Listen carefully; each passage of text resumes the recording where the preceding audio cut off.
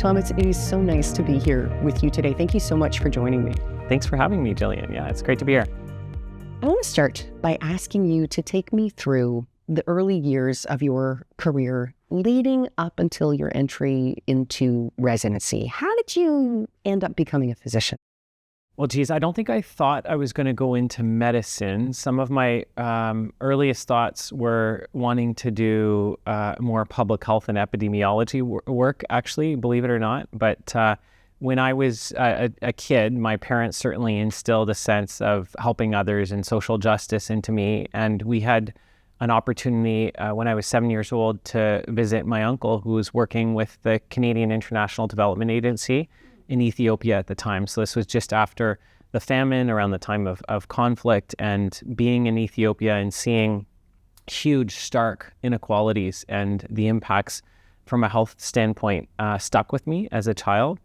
And then through my high school experience, I became very obsessed with tracking diseases and pandemics and understanding what was happening in the context of the HIV/AIDS pandemic, SARS-1, and H5N1. And I think diseases and pandemics just to me were this hugely unfair concept, and how some people in the world could be impacted so greatly and others not, stuck with me. So I had this interest in going into, I think I wanted to be an epidemiologist. Believe it or not, I knew that word early high school. I'd come on that. And so one of my first jobs as an undergrad was working with the Public Health Agency of Canada as a research assistant in the summer.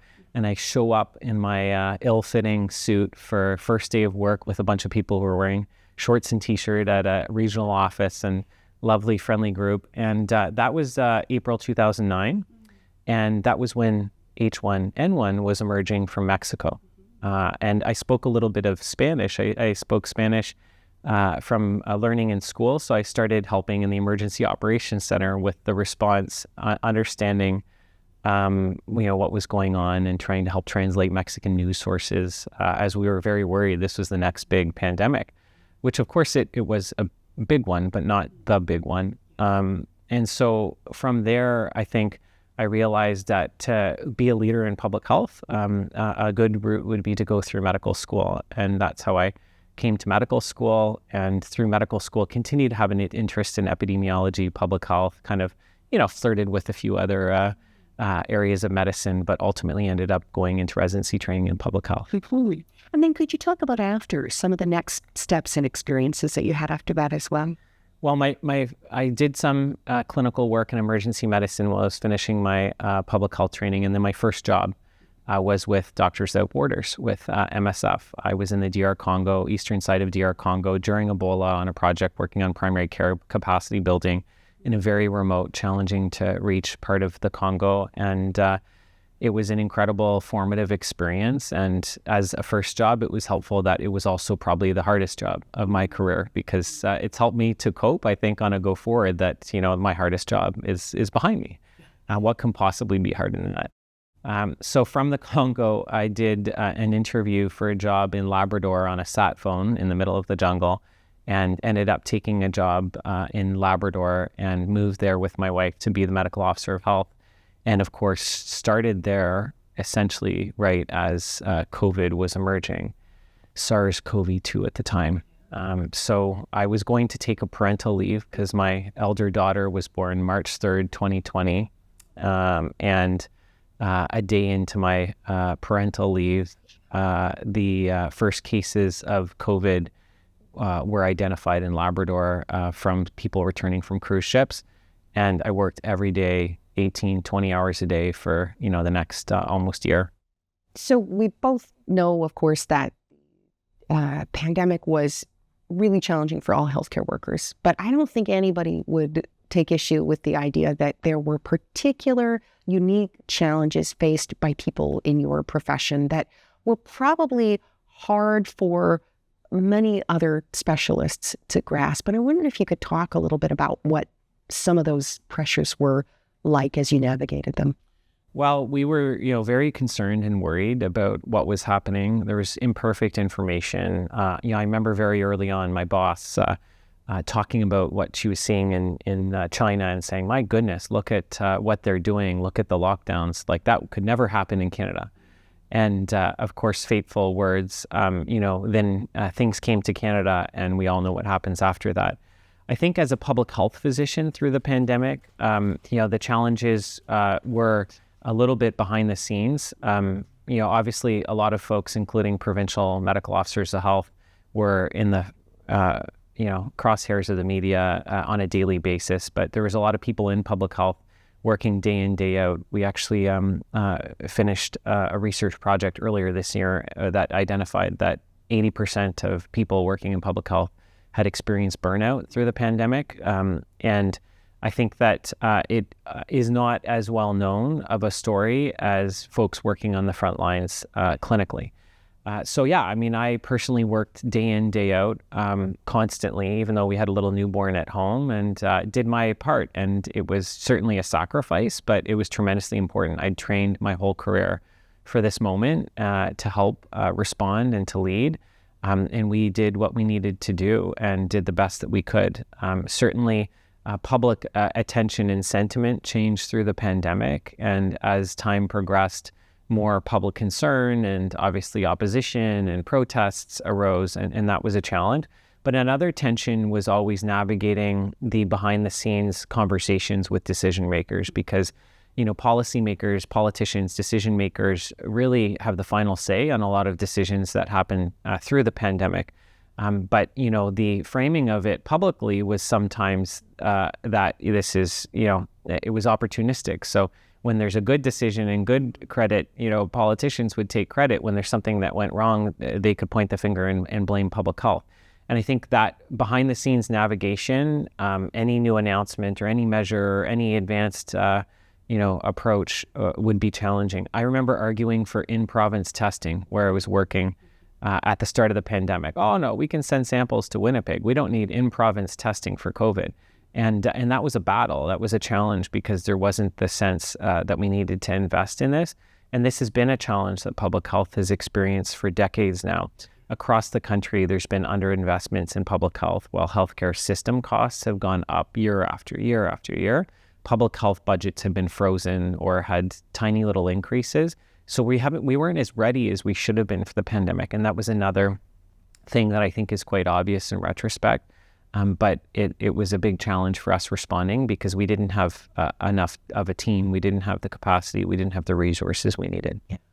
And when you talk about those incredibly high numbers of burnout in public health, when you sort of look at your own life and your own approach to coping with these unimaginable stresses that you've had in the last few years, how do you deal with burnout? I mean, what have some of your strategies been? Well, I mean, I think I've got a tremendously supportive partner. She's a family doctor. We talk shop all the time at the dinner table, and we both absolutely love medicine and engage in that and support each other, and that's incredibly important. I've got a supportive family, parents that really care, and I've got 2 little girls that are just my everything and a huge source of inspiration and motivation. Beyond that, I think time in nature is tremendously important to me to disconnect and spend time either paddling or hiking. Exercise, super important. One of the strategies that I took through COVID when I was working that much was I started my bicycle meetings. So I had a stationary trainer and I'd pick who I was least concerned about being sweaty on a Zoom call with. And I'd bike, 30, 50K on a meeting and get my exercise through kind of multitasking. So exercise is super important. But I think in and out of the last 5 years of my career, the most important prevention for kind of burnout has been loving the work that I do, like just absolutely loving the work that I do, the people that I work with, incredible people I'm fortunate enough to work with in public health that, we laugh and have fun and motivate each other, but also knowing that the work that I'm doing has an impact, a real immediate impact, and keeping that in mind and keeping hopeful about the future. There's lots of big challenges, but if you can't hope and dream, I think it's easy to get lost in the concern and challenge of the day. We talked about that before our conversation this morning, didn't we? It was just the idea that we're focusing necessarily at this moment in the profession a lot on the challenges that we're facing in terms of system and delivery and what the future is going to look like for the next generation of physicians. But the flip side is we also have to keep that dialogue, as you're saying, open about what is hopeful, what is amazing about this profession. So when you look at kind of the next generation of public health physicians or people who are finishing medical school, getting close to the end, thinking about joining your profession, what would you tell them about that? What's hopeful about it right now? Well, I think progress and, public health work is a story of social and societal progress, right? Because we know that the social determinants of health are critical to people's health. So progress is a game of snakes and ladders. There's ups and downs, and it sometimes feels like we're on a bit of a snake right now. And there's a lot of challenges out there. But to me, if you look back, especially over a period of decades, and see the progress that we've made, I have tremendous hope and optimism. And knowing that the challenges, even the protests at my house through COVID and the opposition, knowing that isn't a completely unique experience has been helpful too. I remember an older physician talking about protesters at his house in the context of efforts to ban smoking in bars, and significant opposition at that time that was very similar. And so that it wasn't dismissive, but that recognition that actually, you aren't unique and alone in the challenges you're experiencing. Others have experienced it before, to me was really helpful to being resilient to the challenges that we are faced with. I want to talk for a moment about advocacy, because one of the things, and I really became aware of your presence and your work on social media and your really powerful and clear voice communicating with the public, and often communicating really difficult things with the public. When we look at the CanMEDS rules and how we think of advocacy nestling into our professional identities, what does advocacy mean to you? How do you see it? How do you execute it? How do you prescribe it for other physicians? Well, I think as a public health doctor, we're fairly unique, and advocacy has to be like a central tenet to our work because my patient is a population instead of a single person in front of me. So our medicines, our drugs are instead policies, they're programs, and these large efforts take advocacy. And so there's been a number of focal points over my career so far that we've had to navigate building coalitions and working with others and working across different political and social perspectives to develop support for an intervention that could be life-saving. And I think that takes a lot of work. It takes relationship building, but it also takes a fight. And for me, health justice, social justice, equity is core to, I think, my personal code, my values. And I think that as a result, I want to work to make the community that I serve a healthier, better place.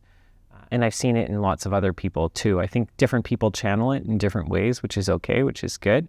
But for me, leading as a communities doctor, I have to speak truth, even if that's sometimes uncomfortable. I have to advocate for things, even if sometimes that is frictious or causes challenge. And I have to do, from a public health standpoint, what ultimately is needed, what ultimately is right.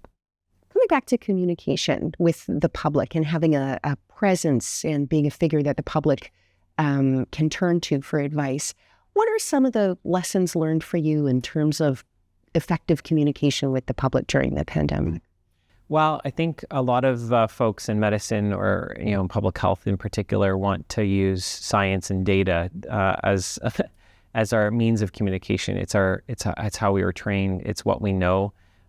That's kind of table stakes. We need to be evidence-based. We need to be grounded in science. But you don't change hearts and minds with a pie chart or a graph or a figure. You need to use metaphors. You need to use stories. You need to use other voices. I think recognizing too, even in my role, I'm a leader in my community, but I'm also a privileged perspective and voice. And recognizing that empowering other people, other voices, maybe more marginalized voices, is tremendously important, because those voices can be much more close to the issues and attuned. So to me, it's a combination of things, and it's continuing to try. I think in the context of COVID and some other public health issues, I've just sort of continued and plugged along and tried to communicate and say and do what I think is needed and what I think is right. And it's still a work in progress. I'm still early career. It doesn't feel like your early career somehow talking to. I mean, I know that you are. I mean, it feels like you've created. Well, I was at a conference. I was at a conference last year, and I went. They had separated first 5 years, 5 to 10 years, 10 to 50, and I went and sat at the wrong table. I was like, oh my God, I'm not first 5 years anymore. That was something. But no, I'm still very much learning, and so much more to learn. And when you look at the next phase of your career, what comes next for you? I don't know exactly. I think I just am such a curious person. I love learning, and I love to work on new issues. There are so many public health issues in my community now.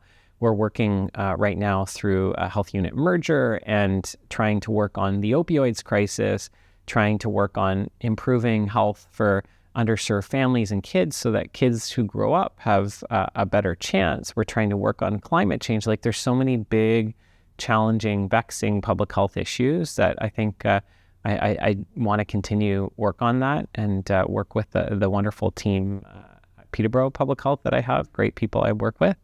And I have other things too. I'm working on some research work. I'm still keeping a toe in the clinical world. Those are all, and that diversity is super important to my wellness and sense of purpose. And being a dad, I mean, that's probably the biggest job right now, and the one I love the most. Least pay, best benefits. Totally. What do you see as some of the biggest health system challenges that we are facing right now? Well, certainly, we open the newspaper and we hear about the healthcare system in crisis, primary care in crisis, and that's a challenge because I think we need solutions and we need hope and we need to communicate those to the public. Something being in crisis is not in and of itself a solution. From a solution standpoint, I think one of the challenges is the healthcare system of 2024 is not the healthcare system of the 1960s and Tommy Douglas and the origin of Medicare.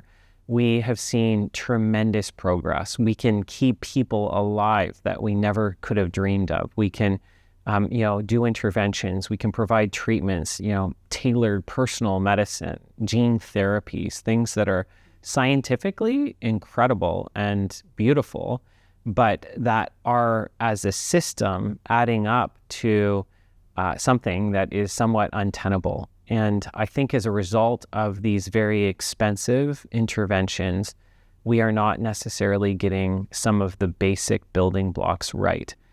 As a specific example, I read a paper last week that shared in the last 2 decades, the spending in Ontario on cancer medicines has increased by 15% every year, right? Outpacing inflation by a factor of 6 or 8. In that same period, the last 2 decades, the spending on primary care has not increased. The spending on public health, even worse. Our prevention, the old adage, an ounce of prevention is worth a pound of cure. In public health in Ontario, there's been 2 or 3 years where we've had 1 or 2% budget increase, and in every other year, we've been frozen at 0%. And Ontario's not unique. Public health underfunding is across the country. And it's as a result, in some ways, of the pressures, the spending pressures in other areas. When there's a long ER wait time, when there's a long wait for a surgery, when there's long wait for diagnostics, those become these political priorities, and money is thrown at it. But if you're in a boat with a gaping hole at the bottom, you don't need a bigger bailer. You got to fix the hull of the ship. And I think that if we can get back, and some of my work, research work's been around the World Health Organization's essential medicines list. Canada does not have an essential medicine list. If we can get back to some of the focus on getting the core pieces and the basic building blocks in primary care and public health and prevention right in the system, I think a lot of the pressures will alleviate themselves. But one of the challenges is we need visionary leadership for that, especially political leadership, because getting a new MRI machine at the hospital, that's something you can cut the ribbon on a few weeks later or a couple months later. Whereas, investing in healthy child development so that a little baby that's born today is healthy and doesn't succumb to drug poisoning 20, 30 years from now, that doesn't have a beautiful ribbon cutting, and we're not politically motivating long-term healthy decision-making. Certainly through some of my work with Indigenous communities in Labrador and now in Peterborough, I've understood Indigenous approaches and perspectives can be tremendously powerful. And one of them in particular is, 7 generations thinking, really thinking about many generations to come and some of the decisions we make today. And I don't think we're doing a good enough job of that. The other thing you make me think about, speaking of generations, is the constant framing, which we both understand why it exists, but of healthcare system in crisis, healthcare system in free fall, primary care in chaos and disarray. It's not great advertising for our medical learners who are looking at their potential career trajectories and lives, and they look and constantly hear this messaging that this one piece in particular of the system is completely dysfunctional. How can we change some of that framing for medical learners so that primary care becomes, so that they're reminded of what primary care is and can be? Yeah, I think having, context and appreciation for just how fortunate we are is really important. I mean, my time in the Congo really helped to show me that you can actually do a lot with a little. We did very basic public health interventions, immunizations, very basic primary care, treating childhood malnutrition, treating malaria, and the lives that we saved, the impact that we had was tremendous with those little resources. And we didn't day in, day out talk about the system and the challenges being in crisis. We did the best that we can.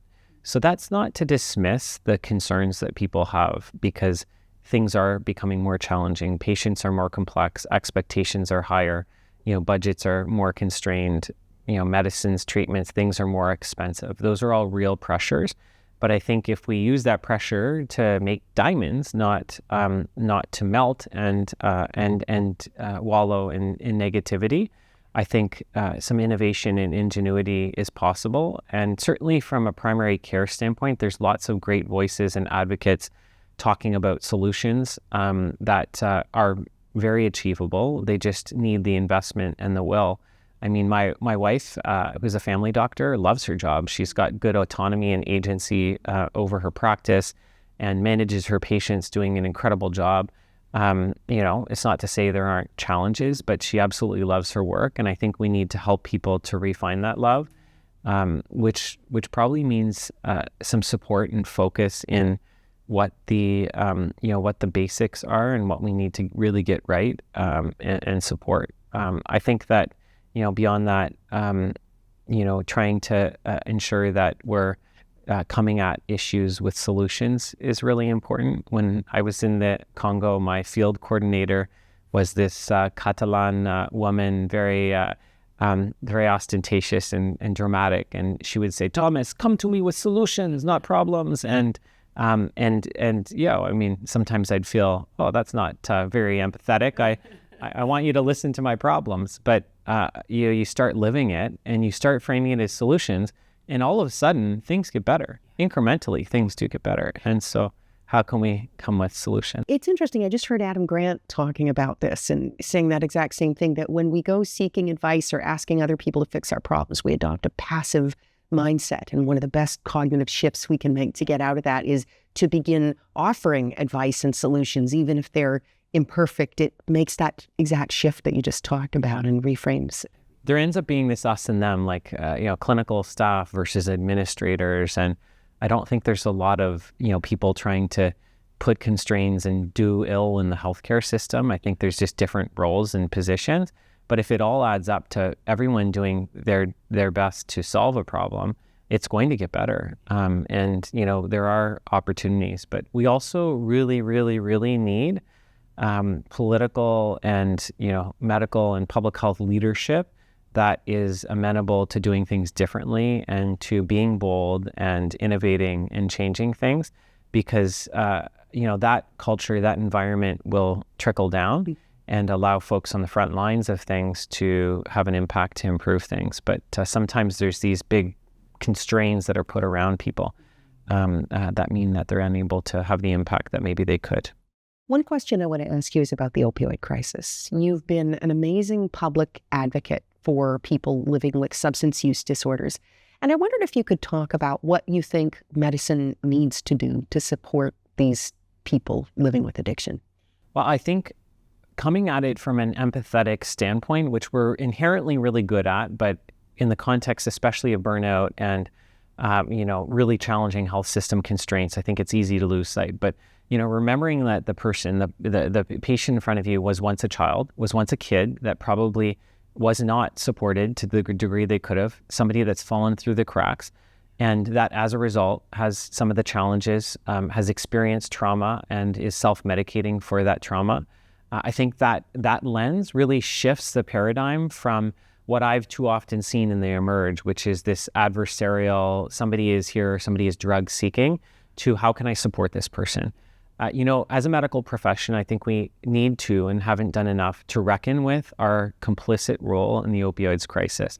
Certainly we know the stories of Purdue Pharma and pharmaceutical companies, advancing OxyContin, convincing physicians that there was less, potential for a substance use disorder with novel opioids. I think that, the role that we played both in prescribing, but then in the regulatory body crackdown on prescribing is really important. So when I went through training, we were instilled with a visceral fear of opioids. Do not prescribe opioids because, you will be killing people, which was a pendulum switching too far the other direction reaction to what was, certainly inappropriate prescribing. As a result, though, we moved away from opioid prescribing in ways that were harmful to people. So especially around the 2010s when we started to see the crackdown on prescribing, we would deprescribe people. We would hear people talking about having patients on opioid contracts, breaking contracts, and they're cut off. And then people are cold turkey cut off a substance, they have a substance use disorder too, and pushed to street supply. And this happened at the same time that heroin, poppy-based heroin decreased in availability and synthetics started to end up on the street. And synthetic fentanyl and other adulterants in the drug supply have meant that, when folks are turning to the street supply for drugs, it's toxic. They're playing a game of, Russian roulette with their life. And that is hugely dangerous. And I think, understanding that we have had a role may help us to feel that we have a role in helping to get us out of it. And that's going to take time because the challenges that folks are experiencing today have their roots in experiences that people had 20, 30 years ago as infants, as children. So trying to understand that we need some long-term solutions and that we're not going to suddenly switch our way out of this crisis is important. And hearing physicians as advocates in the context of what is very divisive political rhetoric about black and white thinking, safe supply is causing all this harm, approach with harm reduction in mind, which is like a core tenet, do no harm of medical profession, is being given political rhetoric that it's causing all these problems. And that's a really superficial analysis, a complex issue. But I think physicians can help to support leading our way out of this crisis. A colleague of mine made the most interesting observation a while ago, and I have to say I'd never thought of it this way.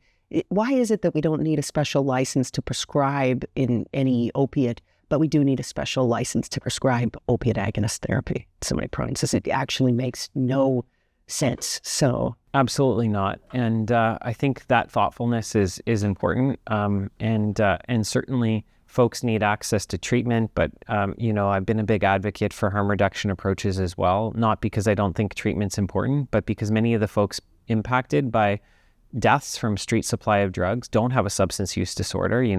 They just happen to take something that ended up killing them. We can look at alternate policy approaches to this issue, but in the meantime, I think harm reduction approaches to help to keep people alive is critical. And then from a public health perspective, I'm trying to really reel things back and start to think about prevention. And we know with rising inequality, with housing challenges, affordability crisis, these impacts compound and they impact the kids being born today, and the challenges they'll experience decades into the future. So if we don't get at those underlying social determinants, those class divides in Canada, the inequality that families are experiencing, we'll never get our way out of this crisis.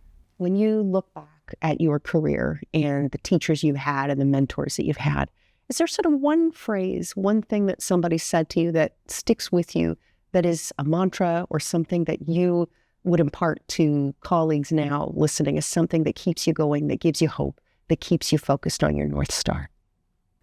I've been so privileged to have many mentors over the years, and mentors for different things. One in particular I think of was my first boss in public health, and she was incredibly positive and optimistic, and we would laugh constantly, even through the thick of responding to the H1N1 pandemic, and have a really good time. To me, one of the things that she would say was just that, every little bit counts, and you can have an impact, and you can have a tremendous difference in the work that you do.